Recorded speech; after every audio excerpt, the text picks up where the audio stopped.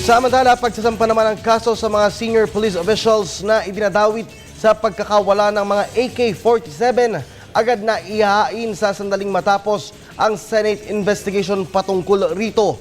Alamin natin ang ulat mula kay Alvin Baltazar.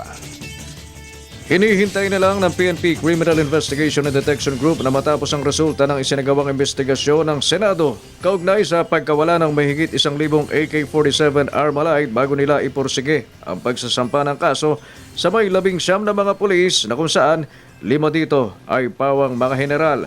Ayon kay PNP CIDG Chief Benjamin Magalong, kasong paglabag sa RA 8294 o unlawful manufacture, sale, acquisition, disposition or possession of firearms ang posibleng isampa nila sa mga isinasangkot na pulis. Ang hakbang ay nakatakdang gawin makaraang madiskubre mismo ng Philippine Army na nasa pag-iingat na ng mga miyembro ng New People's Army Group ang 1,044 na AK-47 Armalite na umano'y ibinenta ng isang Isidro Losada, ang may-ari ng Twin Pines Agency sa Caraga. Ilan sa mga general na nababanggit na posibleng masampahan ng kaso ay sina Chief Superintendent Gil Meneses, Chief Superintendent Tomas Rentoy, Chief Superintendent Napoleon Estiles, Chief Superintendent Raul Petrasanta at Chief Superintendent Reggie Catiis. Siyempre, dumaan sa kanila yung mga papeles at incumbent sa kanila to examine the papers, to exercise due diligence na tinatawag natin.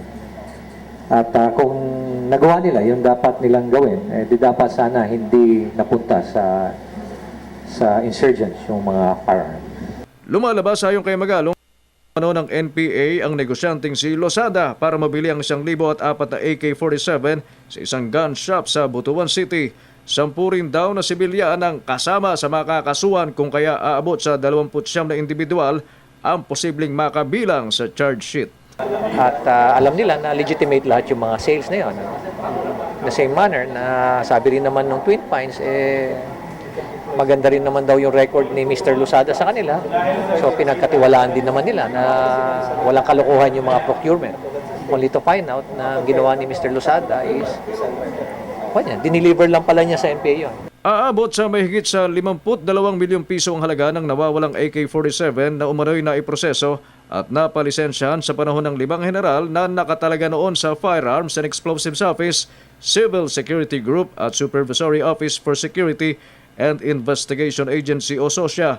At isa na nga rito si Region 3 Director Chief Superintendent Raul Petrasanta na sinasabing nakalinyang susunod na PNP Chief.